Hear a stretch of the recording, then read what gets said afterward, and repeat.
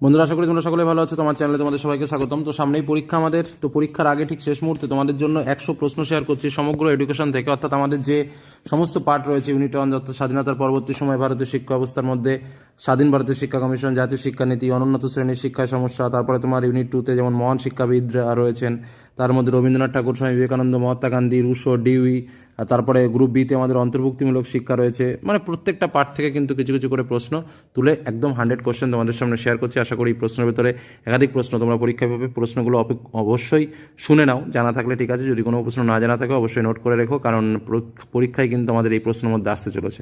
তো চলো সময় নষ্ট না করে শুরু করি মূল আলোচনা। প্রথম প্রশ্ন, বিশ্ববিদ্যালয় শিক্ষা কমিশন কবে গঠিত হয়? 1945, 48, 50, 52। উত্তর হচ্ছে 1948 সালে। বিশ্ববিদ্যালয় শিক্ষা কমিশনের সভাপতি কে ছিলেন? Lal Bahadur Shastri, doctor S Radhakrishnan, doctor Sarvepalli Radhakrishnan, doctor Zakir Hussain. উত্তর ডক্টর সর্বপল্লী রাধাকৃষ্ণন। তৃতীয় প্রশ্ন, বিশ্ববিদ্যালয় শিক্ষা কমিশনের প্রধান উদ্দেশ্য কী ছিল? প্রাথমিক শিক্ষার উন্নয়ন, উচ্চশিক্ষার মান উন্নয়ন, কারিগরি শিক্ষার প্রসার নাকি প্রাপ্তবয়স্ক শিক্ষা? উত্তর হচ্ছে উচ্চশিক্ষার মান উন্নয়ন। আচ্ছা, মাধ্যমিক শিক্ষা কমিশন মোদালিয়ার কমিশন নামে পরিচিত, যেটা 1952 থেকে 53। এটাগুলো মনে রাখবে। পরবর্তী প্রশ্ন, মাধ্যমিক শিক্ষা কমিশন কবে গঠিত হয়? উত্তর 1952 সালে। মাধ্যমিক শিক্ষা কমিশনের সভাপতি কে ছিলেন? মোস্ট ইম্পর্টেন্ট একটা প্রশ্ন, ডক্টর এ লক্ষণস্বামী মুদালিয়ার। ঠিক আছে, পরবর্তী প্রশ্ন, মাধ্যমিক শিক্ষা কমিশনের মূল সুপারিশগুলো কী ছিল? মূল সুপারিশগুলো ছিল মাধ্যমিক শিক্ষাকে বৃত্তিমূলক করা। অপশন অনেক কিছুই রয়েছে, আমি জাস্ট উত্তরগুলো বলছি। ভারতীয় শিক্ষা কমিশন, যেটাকে কোঠারি কমিশন বলা হয়, যেটা 1964 থেকে 66 সালের মধ্যে হয়েছে। তো কোঠারি কমিশন কবে গঠিত হয়েছিল? উত্তর হচ্ছে 1964 সালে। ভারতীয় শিক্ষা কমিশনের সভাপতি কে ছিলেন? উত্তর হচ্ছে ডক্টর দৌলত সিং কোঠারি। এটা কিন্তু মনে রাখবে। কোঠারি কমিশনের অন্যতম গুরুত্বপূর্ণ সুপারিশ কী ছিল? অন্যতম গুরুত্বপূর্ণ সুপারিশ ছিল হচ্ছে 10+2+3 শিক্ষা কাঠামো চালু করা। কোঠারি কমিশনের স্লোগানটি কী ছিল? Equalisation of educational opportunity. এটা কিন্তু মোস্ট ইম্পর্টেন্ট। জাতীয় শিক্ষানীতি 1986, মোস্ট ইম্পর্টেন্ট পার্ট।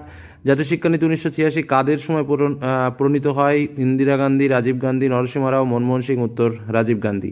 জাতীয় শিক্ষানীতি 1986 মূল লক্ষ্য কী ছিল? কেবল উচ্চশিক্ষা উন্নয়ন, শিক্ষা সবার জন্য, বিশেষত নারী ও পিছিয়ে পড়া শ্রেণীর উন্নয়ন, কেবল কারিগরি শিক্ষা নাকি কেবল শহরাঞ্চলের শিক্ষা? উত্তর শিক্ষা সবার জন্য, বিশেষত নারী ও পিছিয়ে পড়া শ্রেণীর উন্নয়নের জন্য। 1986 সালে শিক্ষানীতিতে কোন প্রকল্প চালু হয়েছিল?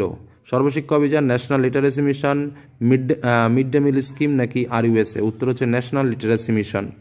জাতীয় শিক্ষানীতি 1986-তে কোন ধারণার উপর বিশেষ জোর দেওয়া হয়েছিল? সমতা ও সামাজিক ন্যায়, কেবল বিজ্ঞান শিক্ষা, বেসরকারি বিশ্ববিদ্যালয় নাকি বিদেশি বিনিয়োগ? উত্তর হচ্ছে সমতা ও সামাজিক ন্যায়। জাতীয় শিক্ষানীতি 1986 এর পুনঃসংস্কার কবে করা হয়েছিল? 1990, 1992, 1995 নাকি 2000? উত্তর 1992। জাতীয় শিক্ষানীতি 2020 কার আমলে পরিণত হয়? 2020, ঠিক আছে। জাতীয় শিক্ষানীতি এটা কিন্তু রিসেন্ট। মনমোহন সিং, নরেন্দ্র মোদী, অটল বিহারী বাজপেয়ী, প্রণব মুখার্জি। তো উত্তর নরেন্দ্র মোদী। জাতীয় শিক্ষানীতি 2020 এর প্রধান বৈশিষ্ট্য কি? 5+3+3+4 শিক্ষা কাঠামো। এই বিদাগেরটা কিন্তু মোস্ট ইম্পর্টেন্ট প্রশ্ন। তারপরটা বলো, জাতীয় শিক্ষানীতি 2020-তে কোন বছর পর্যন্ত শিক্ষা বাধ্যতামূলক করা হয়েছে? 8, 12, 14, 18? উত্তর হচ্ছে 18। জাতীয় শিক্ষানীতি 2020 অনুযায়ী কোন স্তরে মাতৃভাষা পড়ানোর উপর গুরুত্ব দেওয়া হয়েছে? উত্তর হচ্ছে প্রাথমিক স্তরে।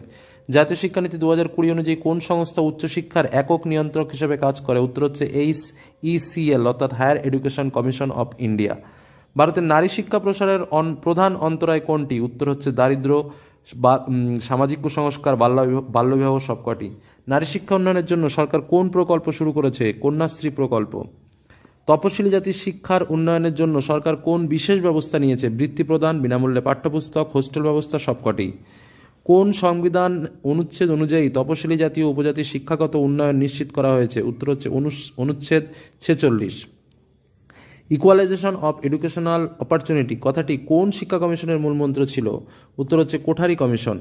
শিক্ষায় সমসুযোগ না থাকার অন্যতম কারণ কি? আর্থিক বৈষম্য, লিঙ্গ বৈষম্য এবং জাতিভেদ। উত্তর হচ্ছে সবকটি। অর্থনৈতিকভাবে দুর্বল শ্রেণীর ছাত্রছাত্রীদের পড়াশোনা চালিয়ে যেতে সবচেয়ে বড় বাধা কি? বইয়ের অভাব, টাকার অভাব, শিক্ষক সংকট নাকি গ্রন্থাগারের অভাব? উত্তর হচ্ছে অর্থনৈতিকভাবে, সেহেতু টাকার অভাব। অর্থনৈতিকভাবে দুর্বল শ্রেণীর শিশুদের বিদ্যালয়ে আনার জন্য কোন কর্মসূচি সবচেয়ে বেশি কার্যকর? Mid day meal, Kanyashree, Swarnajayanti যোজনা, স্বচ্ছ ভারত অভিযান? উত্তর মিড ডে মিল স্কিম। অর্থনৈতিকভাবে দুর্বল ছাত্রদের জন্য উচ্চশিক্ষায় ভর্তির ক্ষেত্রে কোন ব্যবস্থা রয়েছে? কেবল পরীক্ষা, কোটার ব্যবস্থা, বিদেশি ভর্তির সুযোগ নাকি শুধুমাত্র বেসরকারি কলেজ? উত্তর বিশেষ কোটার ব্যবস্থা। অর্থনৈতিক দুর্বল শ্রেণীর ছাত্রছাত্রীদের সহায়তার জন্য সরকার কোন প্রকল্প চালু করেছে? বৃত্তি ও ফি মৌকুফ, বিদেশে পড়াশোনার জন্য ভিসা, সশস্ত্র বাহিনীতে নিয়োগ নাকি শিল্প প্রশিক্ষণ? উত্তর হচ্ছে বৃত্তি ও ফি মওকুফ। রবীন্দ্রনাথ ঠাকুর প্রতিষ্ঠিত শিক্ষা প্রতিষ্ঠানের নাম কি? উত্তর হচ্ছে বিশ্বভারতী। রবীন্দ্রনাথ শিক্ষার ক্ষেত্রে কোন নীতির ওপর জোর দিয়েছিলেন? প্রকৃতির সঙ্গে শিক্ষা। রবীন্দ্রনাথ ঠাকুরের মতে শিক্ষার প্রধান লক্ষ্য কি? মানুষের সর্বাঙ্গীন বিকাশ। রবীন্দ্রনাথ ঠাকুর কোন শিক্ষা পদ্ধতির সমালোচনা করেছিলেন? মুখস্থবিদ্যা। স্বামী বিবেকানন্দ কোন শিক্ষার উপর সবচেয়ে বেশি গুরুত্ব দিয়েছিলেন? চরিত্র গঠনমূলক শিক্ষা। স্বামী বিবেকানন্দের শিক্ষাকে কিসের সঙ্গে তুলনা করা হয়েছিল? মানুষের ভেতরের শক্তির উদ্ঘাটন। স্বামী বিবেকানন্দের মতে শিক্ষার চূড়ান্ত উদ্দেশ্য কি? উত্তর হচ্ছে আত্মশক্তির বিকাশ। মহাত্মা গান্ধীর প্রস্তাবিত শিক্ষা পদ্ধতির নাম কি? মৌলিক শিক্ষা। গান্ধীজির শিক্ষানীতি কোন ধারণার উপর ভিত্তি করে গড়ে উঠেছিল? শিক্ষা সমান সমান জীবন ও কর্ম একসাথে। গান্ধীজির শিক্ষায় কোনটির ওপর বিশেষ জোর দেওয়া হয়েছিল? মাতৃভাষা। গান্ধীজির মৌলিক শিক্ষায় প্রধান বৈশিষ্ট্য কী ছিল? শ্রম নির্ভর শিক্ষা।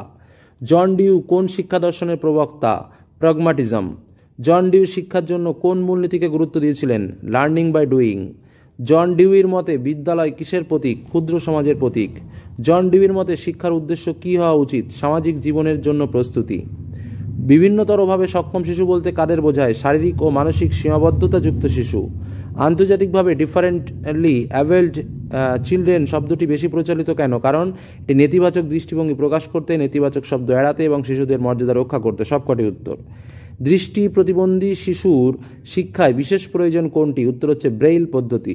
শ্রবণ প্রতিবন্ধী শিশুদের শিক্ষার জন্য কোনটি বিশেষ কার্যকর? লিপ রিডিং ও সাইন ল্যাঙ্গুয়েজ।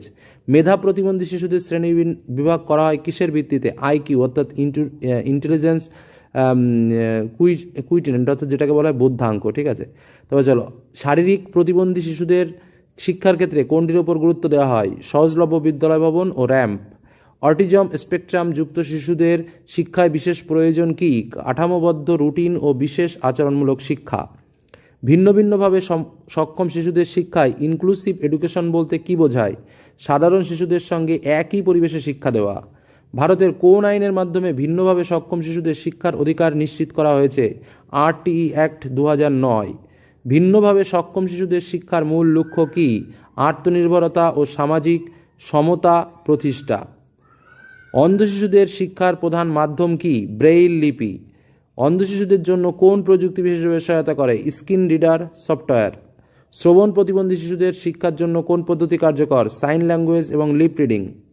শ্রবণ প্রতিবন্ধী শিশুদের জন্য কোন যন্ত্র ব্যবহার করা হয়? Hearing aid. অটিজম যুক্ত শিশুদের শিক্ষায় কোন কৌশল বেশি কার্যকর? কাঠামোবদ্ধ রুটিন ও ভিজুয়াল সাপোর্ট। অটিজম শিশুদের শিক্ষায় কোন থেরাপি সবচেয়ে বেশি পরিচিত? Speech therapy and behavioural therapy.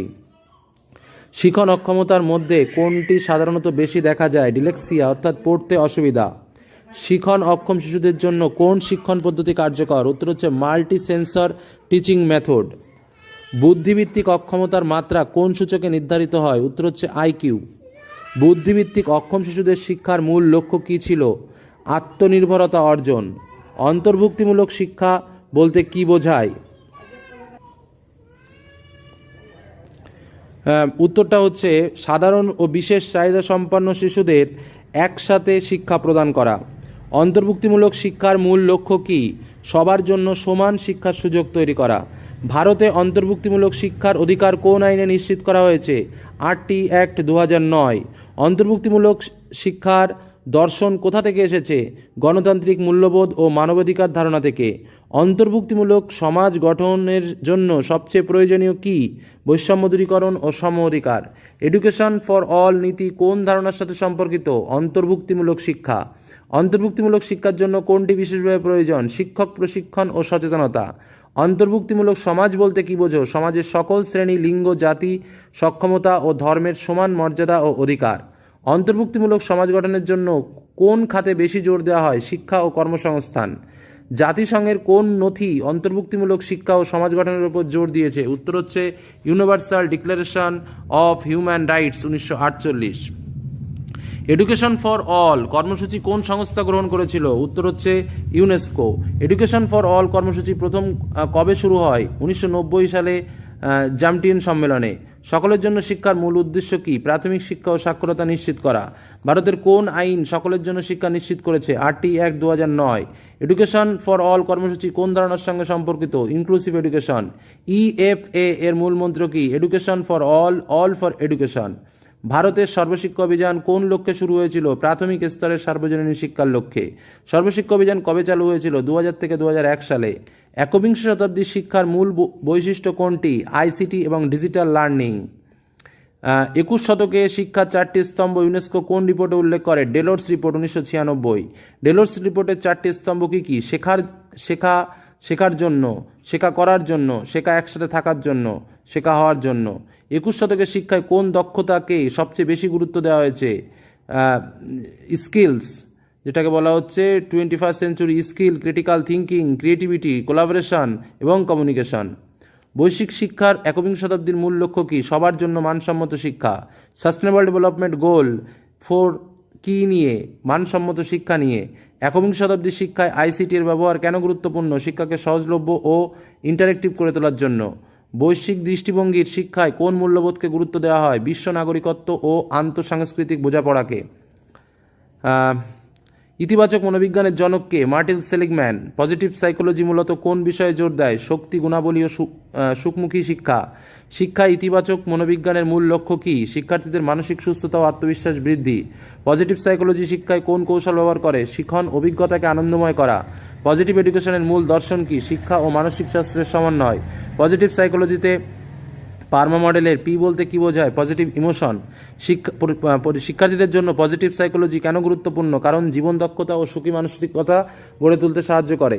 Positive psychology অনুযায়ী শিক্ষকের ভূমিকা কি? শিক্ষার্থীদের শক্তি ও প্রতিভা চিহ্নিত করা। শিক্ষাক্ষেত্রে ইতিবাচক মনোবিজ্ঞান চর্চা করলে কি ফল হয়? শিক্ষার্থীর আত্মবিশ্বাস, সহমর্মিতা ও সৃজনশীলতা বৃদ্ধি পায়। টোটাল আমাদের এডুকেশন বই থেকে কিন্তু 100 কোশ্চেন শেয়ার করলাম। প্রত্যেকটা প্রশ্ন ইম্পর্টেন্ট, প্রশ্নগুলো ভালো করে 1-2 বার অন্তত শুনে পরীক্ষার হলে যেও। আশা করছি এখান থেকে একাধিক প্রশ্ন কিন্তু তোমরা পরীক্ষায় কমন পাবে। তবে একটা কথা তোমাদের বলে রাখি, তোমাদের প্রত্যেক অধ্যায় থেকে কিন্তু আমি শর্ট কোশ্চেন শেয়ার করেছি, সেগুলোও তোমরা একটু দেখো, পাঠ্য বই খুঁটিয়ে পড়ো। আর যে প্রশ্নগুলো দিলাম আশা রাখবো যে এখান থেকে তোমরা একাধিক প্রশ্ন পাবে। অন্তত বারবার করে প্রশ্নগুলো একটু দেখে যেও। ধন্যবাদ।